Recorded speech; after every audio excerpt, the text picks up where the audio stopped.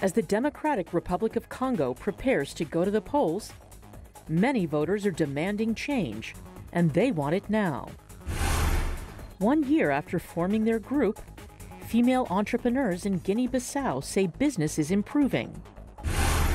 And a closer look at efforts to address maternal health in Madagascar. Africa 54 starts right now. Good evening, I'm Esther Gidui. You're in for Vincent Makori. This is Africa 54. We begin tonight with the all-important race for the presidency in the Democratic Republic of Congo.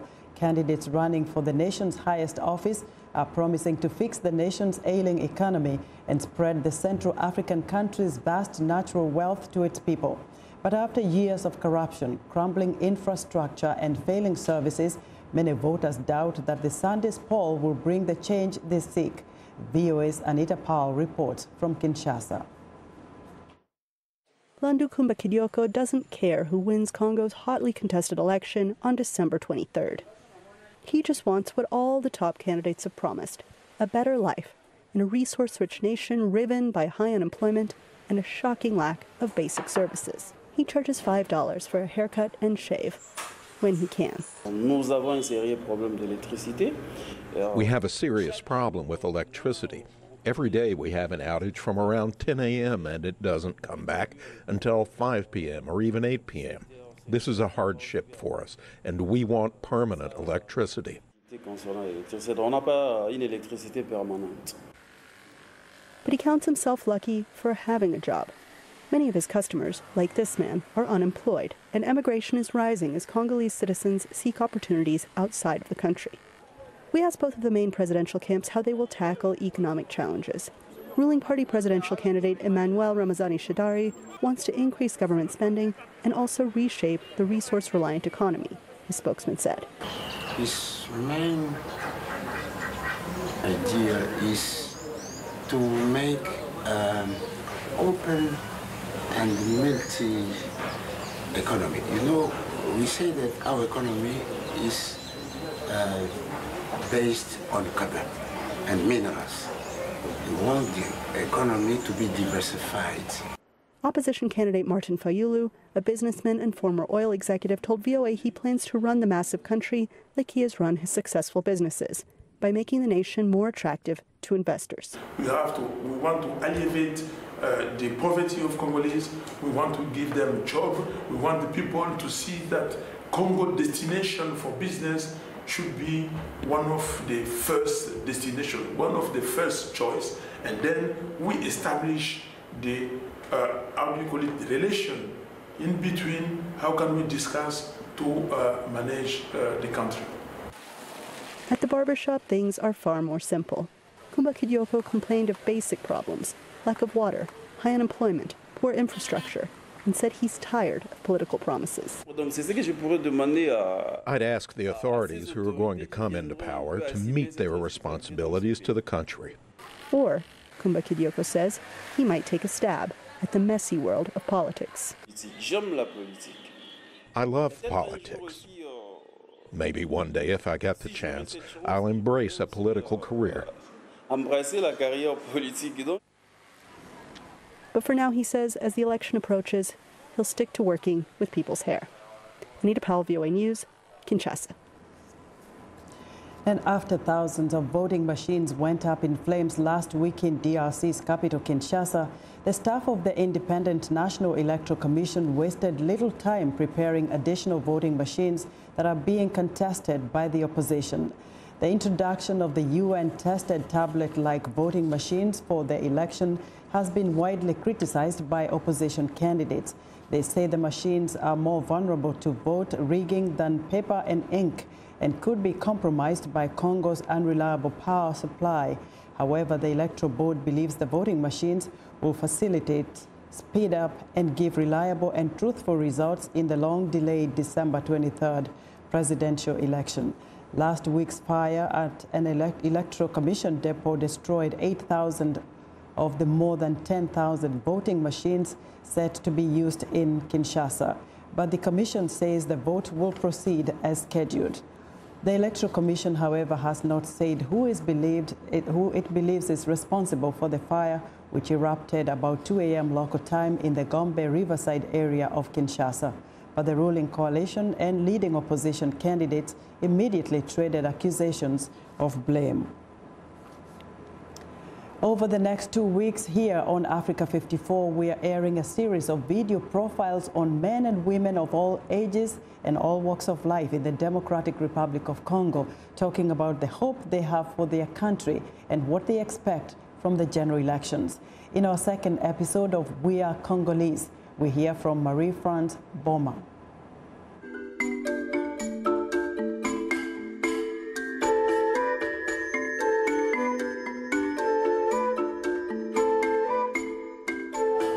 D'abord, on a fier mingi être congolaise pour nalinga pe mboka ngo nalingi yango pour naza congolaise na koki boya mboka nanga te comme pe batu mususu aza ivoirien aza gabonais koki boya mboka na ete. Bon, ba problème en réalité ndenge zaka ba jour mususu vente sami malamu te ozotala mais il faut ajouter banini ba repas mususu o bato bazanango besoin alors soki ezalaki esilaki malamu te oza obligé kopesa ngo bana balia faut soma mususu alors son bon ezate nde kozana problème. Bon na sepela te na RDC na ba problème mususu ndenge yaka na batu na société conjoncture place à kovanda bien ezate tantôt boule beti ba érosion batu mususu bakufi. Donc ça a capacité, mais ça va vivre dans conditions très mauvaises. Suite il y a un manque de moyens financiers exacts. Responsable des alliés, le gouvernement, ndé angwana, bazo, bakenda kapé ailleurs. Batala rapé pas baninga msune babongisi, ndé bazo sala. Vie sociale makamnyo soya bamboka na bango bakoki pe ko s'adapter na ndenge wana mais volonté ezate yango wana to akizaka bango toujours le gouvernement. Ce qui n'a commis présidente de la République démocratique du Congo eloko ya liboso na kolinga mingi vie sociale ebonga po bato nyonso bazala standard. Vie sociale est bonne, bato nyonso baza na même diapason, difficultés à la té, baza vraiment donc à l'aise. Baza à l'aise. Pour na leader oyo aza koya, toza kozela mboka ezala malamu. Oyo ba erreur ou be ba erreur oyo ye oyo peuple moni na gouvernement oyo ye lokola koya a effacé yango gouvernement ezala satisfait et puis par-ci par-là ndenge baninga musu baza kokufa kimia ezala guerre ezala te po biso nyonso tozala la vie sociale ezala ya malamu comme ça tokende liboso. Après une année na élection na RDC nazo comment na futur ekozala malamu toko émerger na makamwa malamu eza pe na ba pays mususu déjà basi ba avancer nango biso pe photo tia pato koma ndenge mo na bango comme ça peuple ko sepela.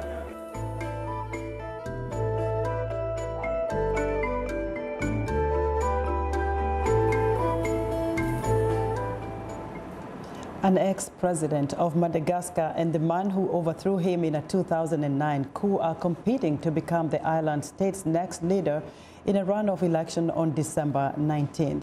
Former President Marc Ravalomanana received 35.35% of the vote in November's first round, behind his successor Andry Rajoelina, who got just over 39%. Incumbent President Hairy Rajaonarimampianina conceded defeat in his bid for a second term after coming in a distant third.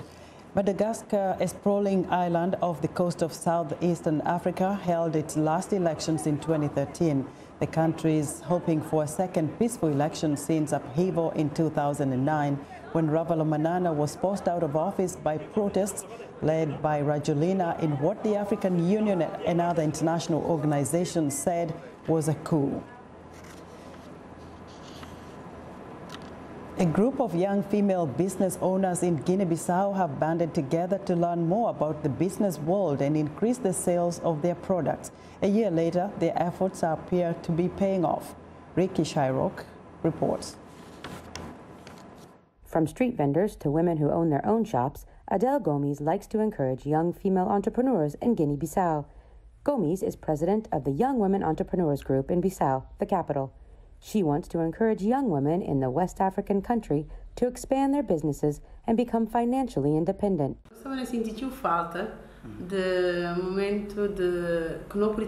We created this association because we felt weak, so we wanted to gather together and everyone can bring their ideas together. They are a small group of about 12 women who own a variety of businesses, from clothing design to event planning. December marks the group's one-year anniversary. The group organizes an annual exposition in Bissau to showcase their products.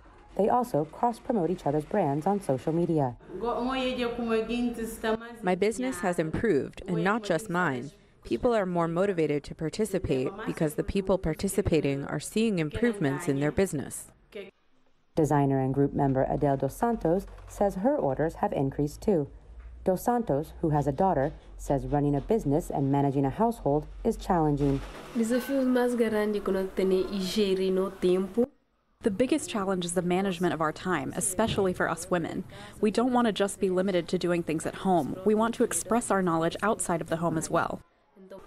According to the World Bank, nearly 1/3 of businesses in Guinea-Bissau are owned by women. Local economist Augusta Enriquez says that's why it's in the country's economic interest to support female entrepreneurs. But, she cautions, youth unemployment must also be addressed for the economy to grow. In my point of view, they exaggerate the empowerment of women in the economic realm without balancing it with the empowerment of the youth when it comes to the economy. You give all the economic responsibility to women, and that is a very, very heavy burden. For now, the young women entrepreneurs hope they can help each other carry the load. Ricky Shryock for VOA News, Bissau, Guinea-Bissau.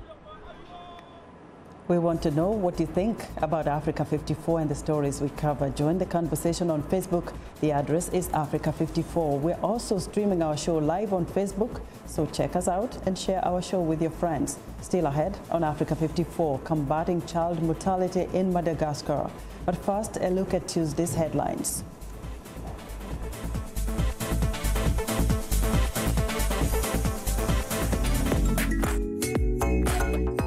Voices, we're talking about the news and issues you're talking about, sharing stories of development and growth across Africa, around the world, and in our lives. Topics that inform, empower, and change the rules. It's time for Our Voices with me, Haiti Adams Fitzpatrick, and Hadiza Kiari, and Ayan Bior, and Orion Itangi Shaka. It's time for Our Voices.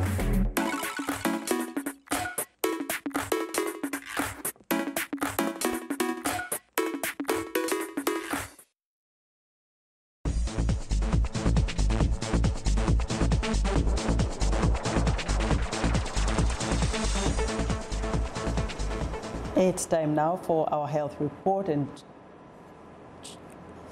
all right, we'll go back to Congo, where we get more from our VOA reporter, Abdul Rahman Dia. Abdul Rahman, I suppose you can hear me now. Yes, I can hear you on the phone. Okay, we spoke a little bit about what's going on in Congo.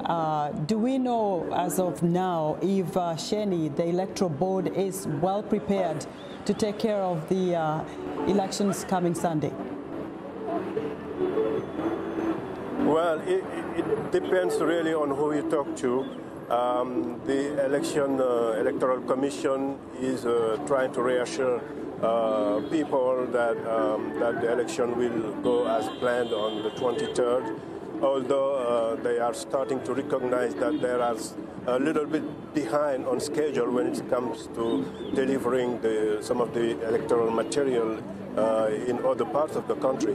But when you talk to people here on the streets, they are, having some skepticism on the election, whether it will happen or if it does, if it will go well. So that is kind of the situation right now in Kinshasa. People are not really sure where to go here. So, but as for the campaign headquarters, they are continuing as planned their campaign rallies inside the country, and they are starting from tomorrow to come to the capital. So they are planning for an election to take place on Sunday. Abdu, we know that there were 21 presidential candidates. 3 are major in this, but in their last minute ditched or campaigned to woo voters. What is the security situation like? Well, they are basically making promises to the people when it comes to infrastructure, investment, fighting corruption, and so they are going on their daily campaigning messages, trying to stay on message, although Martin Fayulu, who was opposed to the voting machine, has reversed his position yesterday, saying now that he pretty much won to go to the polls with or without the voting machine. And the main candidates are really trying to stay focused. There are others, there are altogether 21 candidates. Many of them are not really campaigning the way that the 3 main candidates are, like Ramazan Shadari, the candidates of the ruling coalition, and Felix Tshisekedi, another opposition leader, as well as Martin Fayulu. They are really on it compared to the rest of the candidates. How about the other leaders? Are they jetting into Kinshasa to do their last-minute bid to woo voters? Right.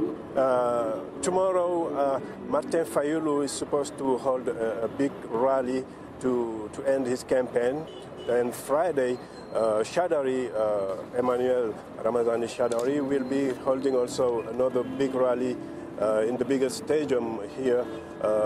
As for Tshisekedi, we don't know yet. His campaign has told us that they are still working on the last details. It looks like they don't have yet a place where they can have a big rally here in Kinshasa. But so it is starting to pick when it comes to, tension and people getting into it. Up until now, all we were seeing was like the candidates on the other elections, because they do have like parliamentary elections and others, and those are the ones occupying the field here in Kinshasa. Right, Abdu. Abdu, we're going to have to leave it there for now. Abdu Rahman Dia is VOA's reporter, reporting there for us from Kinshasa. Now, we're going to go to our health. All right. I'm jumping the gun here.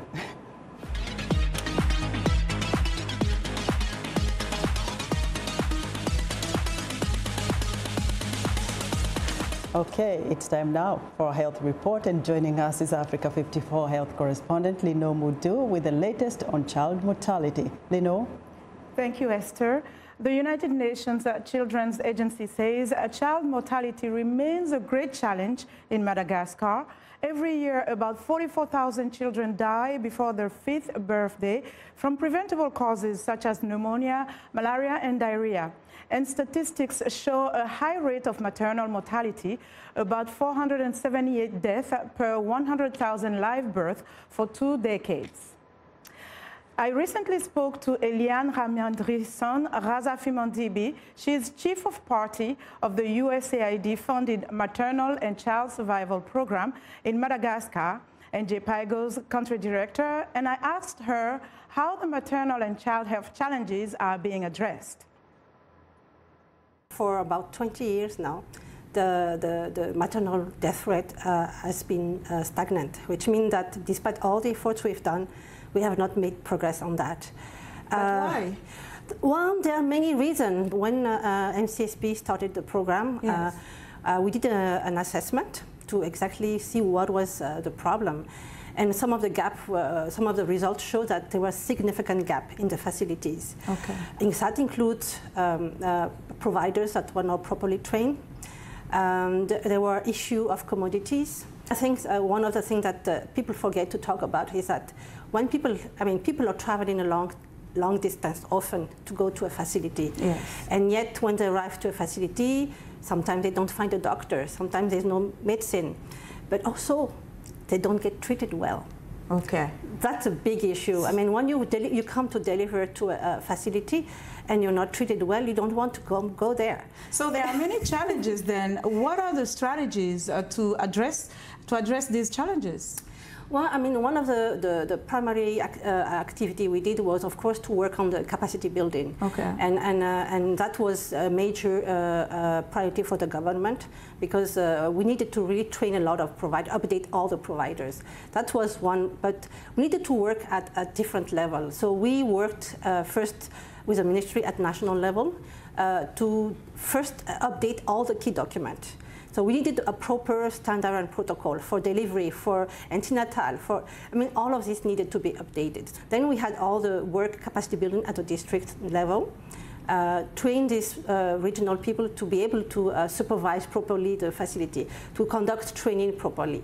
And then at the facility, of course, we trained the providers. They needed the training, they needed supervision, they needed equipment also. We provided some equipment, basic equipment for the, and also we, this was not enough. I mean, how do we actually improve care and measure it? Yes, how do we measure the yes, success? so we supported the facilities to introduce and monitor what we call the data dashboard. So it may sound a bit complicated. Basically, it's just we have 8 indicators that monitor what they're doing. They are color-coded. Okay. So every month, they monitor the performance of the facility. Okay. And each provider, each facility is able to know, okay, are we doing with antenatal care? Are we doing with delivery? How are we doing? So it's really measuring that. And in fact, this dashboard actually improved the performance of the providers because they can see what they're doing. So then what can you tell us before we wrap, the next 5 years, what type of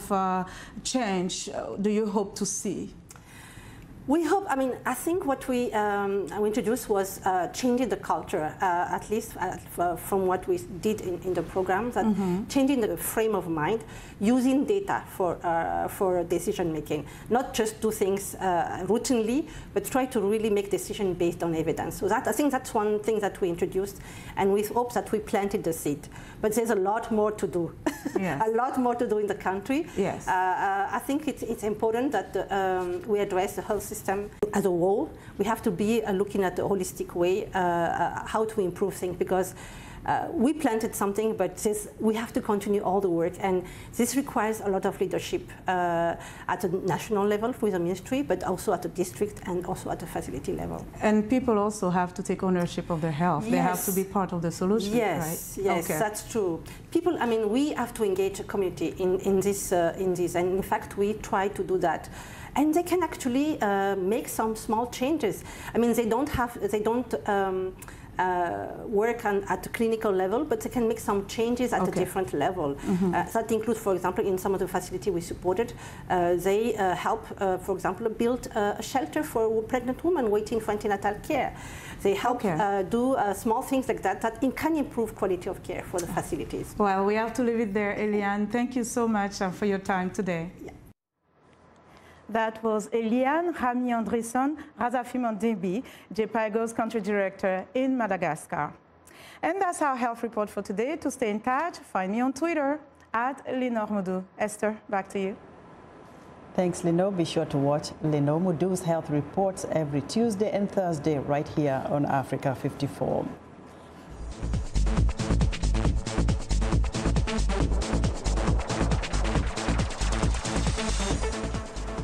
Now, at more than 1 hectare under one roof, Bronner's Christmas Wonderland promotes itself as the largest Christmas store in the world. Erica Celeste visited the store in Frankenmuth, Michigan, for a tour through the eyes of some of its smallest customers, children. Wow, this is really wow. Visiting Bronner's Christmas Wonderland is more than a shopping trip. It's an experience. At roughly the size of 8 Olympic swimming pools, it's a lot for siblings Rollin and Rain Martorello to grasp. It's huge. That's all I can say. It's really huge. A trip to Bronner's often starts with a commemorative photo. From there, customers are given a map to help navigate the store. Dazzling lights and outdoor decor cascade from the ceilings that had to be raised to accommodate the taller Christmas tree displays. Rollins says he likes the old-fashioned Dickens characters, Christmas villages, and nutcrackers that cover the showroom floor. But the modern electronic displays are the best. My favorite thing is a snowman turned on. We have over 50,000, just over 50,000 items here. Everything from artificial trees and wreaths and garlands, all kinds of lighting, the LED lights. We have ornaments. We have about 8,000 styles of ornaments. About 1,500 of those can be personalized. In fact, says Media Relations Chief Lori Libka, the ornaments are the stars of the store. Everything from hand-blown glass baubles to sports-themed pieces and even movie motif ornaments. A definite favorite are the international ornaments, which makes sense because the store guest book reflects visitors from more than 100 countries. We do see a lot of international folks, and it's not unusual to walk around and to hear several languages being spoken any given day this time of year. Founder Wally Bronner was a teenager when he started a sign painting business. After a businessman asked him to create Christmas signs for the city of Clare, Michigan, he recognized a niche market and in 1945 opened a store specializing in the holiday. Because his faith and family were important to him, Bronner worked tirelessly to blend the religious meaning of Christmas with the commercial aspect. Hi, Rollin.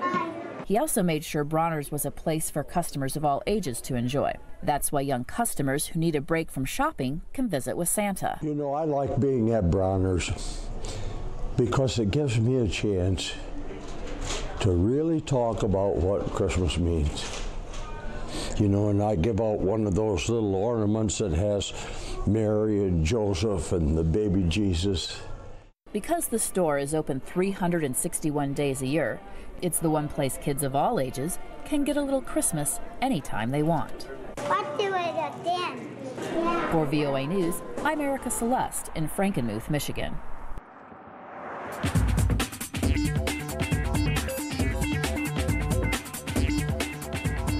And welcome back to Africa 54. Here's what's trending. An African gaming competition, the first region-wide event of its kind, saw 7 teams battle it out in an international video game in the Moroccan city of Casablanca. Contestants crouched over computer screens for several hours as an audience watched the players go head-to-head in the multiplayer video game Counter-Strike. Each contestant fought to get the top spot at the Electronic Sports World Cup. The main highlight of the African Gaming Fest, organizers say that close to 100,000 people dropped in and out of the venue, which also featured exhibitions, a dance contest and cosplay shows. The participating countries included Morocco, Tunisia, Algeria, Egypt, Nigeria, Senegal, and Ivory Coast. And that's what's trending today. And that's our show for today. Good night from Washington.